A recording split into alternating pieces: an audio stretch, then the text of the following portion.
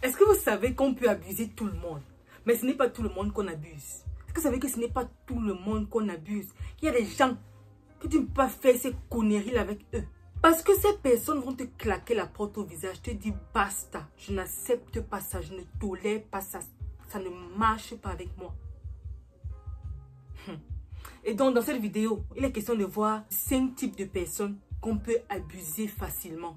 Parce que oui, il y a des comportements, il y a des catégories de personnes qui reçoivent facilement l'abus, qu'on peut facilement abuser et s'en sortir. Mais ce n'est pas tout le monde. Après avoir cité ces 5 types, vous me direz si vous sentez concerné ou pas.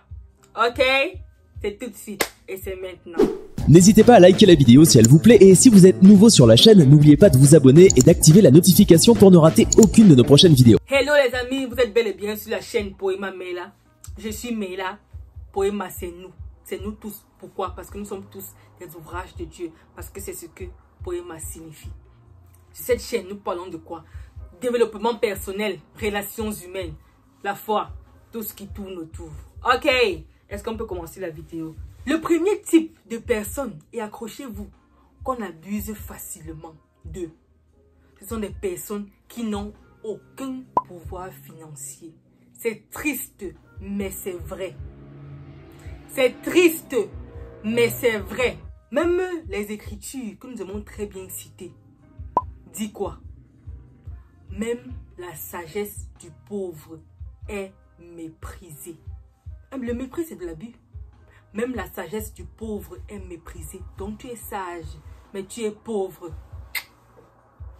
Abus. Qu'en est-il donc des femmes dans les foyers abusifs qui ne peuvent pas en sortir parce que elles n'ont pas de quoi s'occuper d'elles-mêmes? Parce que elles ne peuvent pas se prendre en charge. Si elles quittent de là, où iront-elles? Comment est-ce que ces enfants vont faire pour aller à l'école? Donc elle réfléchit à tout ça. Elle s'est dit, maman, je vais seulement souffrir jusqu'à la mort. C'est la raison pour laquelle on supplie nos dames. L'une de mes mamans mentors le dit et le répète à chaque fois que les femmes, ayez votre argent. Ayez votre argent. Si je veux parler de pourquoi avoir son argent, ça va prendre toute la vidéo aussi. Mais tout simplement, dans le cadre de cette vidéo, on va dire pour que tu puisses, n'est-ce pas, te prendre en charge une fois que tu te retrouves dans une situation inconfortable, dans une situation où ta vie est menacée. Tu peux dire basta. Le mariage, ce n'est pas toute ma vie. S'il y a une seule raison pour laquelle, on dit laquelle ou lesquelles, une raison pour laquelle. S'il y a une raison pour laquelle, si tu cherches une raison d'avoir ta part d'argent, je te dis que ok, je m'occupe de mes enfants. Je ne dis pas que s'occuper de ses enfants, ce n'est pas un travail. Déjà, je crois que dans 2 pays dans le monde, oui, les femmes au foyer reçoivent des salaires parce qu'on dit que, bien sûr que c'est un travail à plein temps. Donc, ils doivent être rémunérés. Mais dans les autres pays où ce n'est pas encore pris comme tel, et tu ne reçois pas de l'argent lorsque tu es à la maison, cherche à faire quelque chose. Aujourd'hui, en ligne, tu peux faire tellement de choses. Mais on dit que bats-toi pour avoir une source de revenus. Même si ton ami, ok, même si ton mari te donne 1 million le mois et tout ça, cherche à mettre de côté. Tu fais des tontines, tu fais des petits projets de part et d'autre pour multiplier ton argent. C'est de ça qu'il s'agit. Plein de femmes, lorsque le mari est décédé, c'était fini pour elles comme ça. Les belles familles qui sont souvent méchantes comme quoi là, pap, on te pousse là. Tu te retrouves seule avec les enfants, tu ne fais rien, tu es là. Tu n'as même travaillé un seul jour de ta vie. Donc du coup, ta vie est foutue. Et plein de ces femmes-là, vous connaissez les histoires. Est-ce que je vais encore venir là, vous remplir les oreilles avec ça? On connaît tout ça. Donc maman, lorsque tu n'as aucun pouvoir financier, lorsque tu ne peux même pas payer la pension de un de tes enfants, lorsque si ton mari ne te donne pas d'argent, il n'y a pas de repas à la maison, c'est qu'il y a un souci. Il y a un problème. Et je vais le dire jusqu'à ma mort. Il y a un problème. Plusieurs ont dit que je suis excessive et tout. Vraiment, je suis féministe, machin. Je ne suis pas féministe. Pas du tout. Du moins, le féminisme qui consiste à dire que l'homme et la femme vraiment sont égaux dans le foyer. Moi, je dis non. L'homme, c'est le chef. L'autre, là, ne discute pas. Et donc, que ce soit clair, je ne suis pas d'accord avec la définition des extrémistes bizarres des pays européens, là. Vraiment, c'est que l'homme peut faire, la femme peut le faire 10 fois sans se salir. Hein? Hein? Jamais de la vie. Ce n'est pas possible. L'homme et la femme sont complémentaires. C'est une question de complémentarité dans le foyer. Mais, en ce qui concerne leurs droits dans la société, il est inadmissible qu'un homme soit payé plus qu'une femme au même poste parce que il est homme et elle est femme. C'est de ça qu'il s'agit. Voilà ce que les vrais féministes de souche avaient l'intention de rectifier. C'est vrai que maintenant c'est devenu tout un foutu bizarre. Même les fondements même du mariage établis par Dieu lui-même sont impliqués dans les histoires des conneries. Non. Soyons clairs. Mais ce n'est pas de ça qu'on parlait. On parlait justement des femmes qui doivent avoir leur part. Have your own. Très important. Le pouvoir financier. Très important. Et on va donc rapidement, pour ne pas prendre trop de temps dans cette vidéo, la deuxième catégorie de personnes qui sont facilement susceptibles d'être abusées. Ils sont des religieux. Religieux. Qu'est-ce qui caractérise les religieux? Des personnes qui n'écoutent pas Dieu par eux-mêmes. Des personnes qui, moindre chose, c'est leur pasteur qui doivent prendre la décision. C'est les pasteurs qui doivent leur dire comment mener leur vie, comment mener leur foyer. C'est les pasteurs qui doivent prier parce qu'eux-mêmes n'ont aucune relation avec Dieu. C'est les pasteurs qui interprètent les Écritures pour eux. C'est les pasteurs.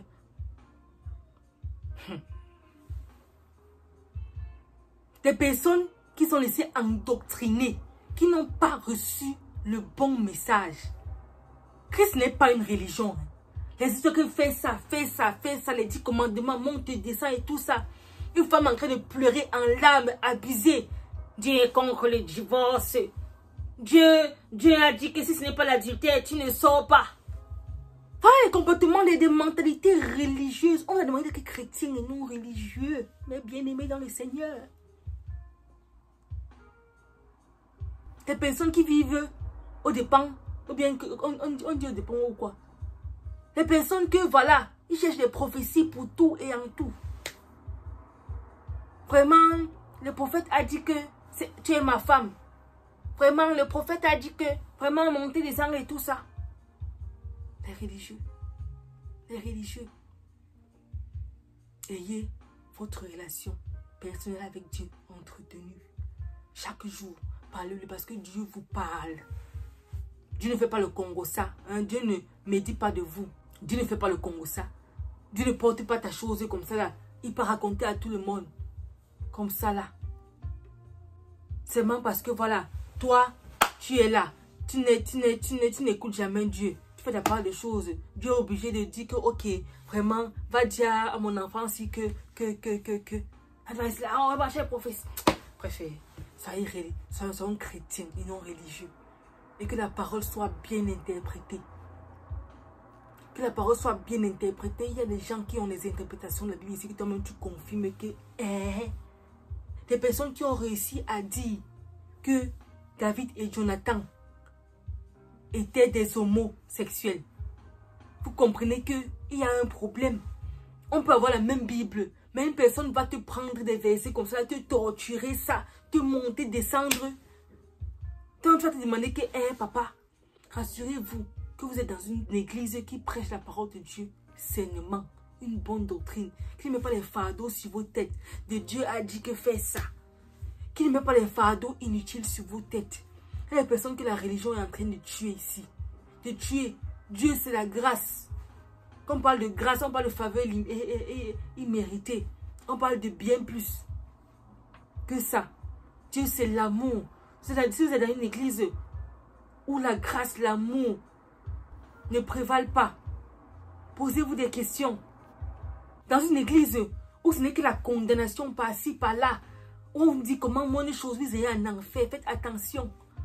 Faites attention. Voilà le genre de personnes qui sont susceptibles d'être abusées. Des personnes qui ne cherchent pas Dieu pour eux-mêmes. Voilà. Tu es facilement abusé. Aujourd'hui, ici, là. Pasteur, prophète et tout. Personne ne peut me faire genre, oh, machin, truc. Quand tu dis quelque chose là, la parole de Dieu, sainement est là. Je veux prendre ma Bible comme ça et de savoir que là où tu es en train de dire, que tu es en train de dire là, tu mens. Il y en a plein comme ça là qui mentent. Lorsque tu ouvres, tu commences à écouter une prédication, tu sens que la présence ne va nulle part. Nulle part. C'est-à-dire que non, vraiment Dieu a dit que heureux les pauvres en esprit. Vraiment, les riches là, les riches n'hériteront pas le royaume des cieux. Donc c'est mieux d'être voilà, modeste et tout ça. Parce que voilà, plus tu es pauvre, plus Dieu t'aime.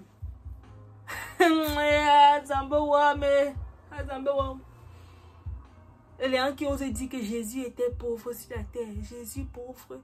Vous savez de quoi vous parlez? Le fils d'un charpentier pauvre. Pardon, fermons. Donc, mais soyez chrétienne, pas religieux. Je vous en supplie, mes chers amis. Je vous en prie. On a la troisième chose, la quatrième chose. Parce qu'il faudrait qu'on fasse vite. Parce que si je m'en parlais de ce sujet, ça va prendre au moins 2 heures d'enseignement. Au moins. On va y commencer à parler. Troisième catégorie de personnes. Troisième catégorie de personnes qui sont facilement abusées. Ce sont des personnes qui n'ont pas d'estime d'eux-mêmes. Des personnes qui ne sont pas sécures en elles-mêmes. Qui ne savent pas qui elles sont. Des personnes qui ne prennent aucune décision pour leur propre vie.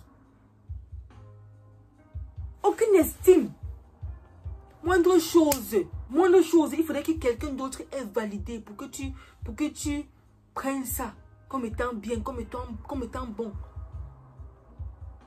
Ce sont les personnes, ce sont les autres qui pilotent ta vie. On te cherche dans ta vie fatiguée. On ne te trouve pas. Tu es ailleurs. Dans la vie d'autres personnes. Tu ne sais pas qui tu es. Tu ne sais pas pourquoi tu es né. Tu ne sais pas pourquoi tu es ici. D'ailleurs, j'ai fait une vidéo sur comment découvrir tes talents. Parce que ton talent. Dans ton talent, il y a ta mission de vie. Tu n'as aucune estime de toi-même. Ta définition de toi-même vient des autres. Tu ne prends pas ta définition de celui qui t'a créé. Mais tout ce que les gens disaient de toi, tu estimes que voilà. Ce sont les personnes voilà, qu'on insulte, on dit que tu montres des sentiments, vraiment tu as un gros nez, vraiment tu es comme ça, vraiment tu es comme ça. Ah, vraiment je suis comme ça, vraiment je suis comme ça. Non. Tu ne dois jamais accepter une définition autre que celle qui vient de ton créateur. Voici iPhone, c'est ça iPhone. On n'appelle pas ça Samsung, on n'appelle pas ça Itel ou machin, on appelle ça iPhone. Parce que le manufacturier a dit. Le créateur de iPhone a dit que ça c'est un iPhone. Donc, quelle est la définition que Dieu te donne? Quelle est ta définition que Dieu t'a donnée? Qui es-tu selon Dieu? Manque d'estime de toi-même. Manque crise identitaire. On ne va pas t'abuser comment? On ne va pas te donner une autre identité qui n'est pas la tienne comment? Quand tu ne sais pas qui tu es. Les personnes qui sont abusées, c'est comme ça. Enfin, il y a des personnes abusables. Clairement. Des personnes qui n'ont pas de principe. Des personnes aussi, je crois que ça va me faire quatrième point. Tu ne sais pas dire non. Tu dis oui à tout et pour tout. Pourquoi? Parce que tu as peur que les gens vont se fâcher. Ah! J'ai écouté une vidéo sur apprendre à dire non. Je crois qu'il a très bien expliqué plein de choses. Je crois que c'est Caramo. Vous pouvez aller regarder sur YouTube. Il fait de très bonnes choses, ce frère.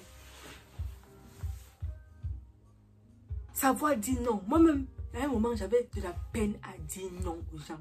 J'avais trop de peine à dire non. Je me dis quelque chose et c'est ok. Même si je ne suis pas confortable avec ça, je vais quand même essayer de... Mais aujourd'hui, si là, avec mon âge ici...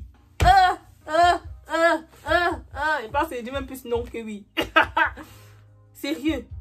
Et moi, je ne suis pas déconcertée quand quelqu'un me dit non. Vraiment pas. Parce que je sais que c'est normal. C'est normal. Si ce n'est pas confortable pour la personne, mais elle dit non. Il n'y a pas de souci. Pas que voilà, tu ne veux pas que les gens te disent non. Toi aussi, là, tu n'arrives pas à dire non aux gens. Voilà une personne qui est facilement abusable. Si tu ne savais pas, je te dis. Des personnes justement aussi qui ont légué le côté chauffeur de leur vie aux gens, aux prophètes, aux pasteurs. On te cherche dans ta vie fatiguée, tu n'es pas là. Moins de choses. Pasteur, est-ce que le pasteur lui-même a ses problèmes. Hein? Le pasteur lui-même a sa vie de famille. Hein? Le pasteur, c'est aussi un homme comme toi. Hein? Ma soeur, mon frère. Je crois que j'ai assez développé ça dans le premier point, n'est-ce pas? Aie ta relation avec Dieu, ta relation nourrie. Ah. Ce que les pasteurs font aux gens extérieurs me déconcerte. Les pastèques. Mais on ne mélange pas tout le monde, généralement. Il y a toujours, là où il y a l'original, il y a tout la photocopie. C'est vrai qu'il y a le bon pasteur histoire.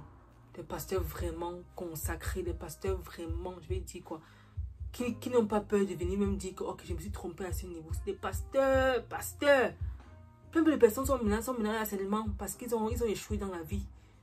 Ils cherchent aussi comment ils vont avoir un salaire chaque mois. Des petits paresseux, des pastèques.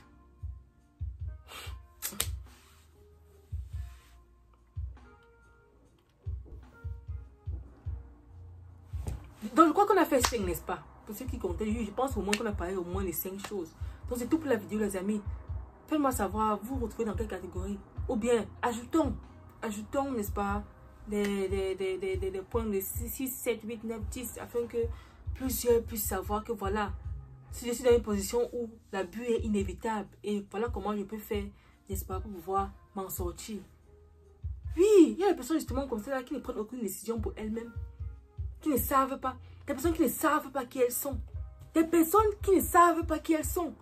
Des personnes qu'on doit toujours tout choisir pour elles-mêmes, leur coiffure, leurs vêtements. Des personnes même qui ne savent même pas, je vais dire quoi, leur goût. Ce que tu as mangé, tu ne sais pas. Tout doit venir d'autres personnes. Je crois que Lady Sonia, justement, expliquait que voilà, à un moment, elle savait même dans son mariage, son mari, pas que son mari était mari abusif, non, loin de là. Mais elle se rendait compte qu'elle ne savait pas qui elle était. Elle avait une crise identitaire terrible. Il a fallu qu'elle retravaille sur elle-même. Raison pour laquelle on demande aux gens, avant de vous marier, soyez mature. Soyez mature émotionnellement. Soyez mature. Le mariage n'est pas pour les enfants. Pour les enfants, me va où you are. C'est que n'ont pas compris, parler en langue. Les amis, c'est la fin de la vidéo. Je suis là pour vous servir. Prenez soin de vous. De quoi? Votre cœur. De quoi d'autre? Votre santé mentale. Investissez en vous-même car vous êtes votre meilleure entreprise. On se voit pour une prochaine vidéo. Faites-moi savoir si vous avez aimé celle-ci. Si ça vous a apporté un plus. On est ensemble. N'hésitez pas à liker la vidéo si elle vous plaît et si vous êtes nouveau sur la chaîne, n'oubliez pas de vous abonner et d'activer la notification pour ne rater aucune de nos prochaines vidéos.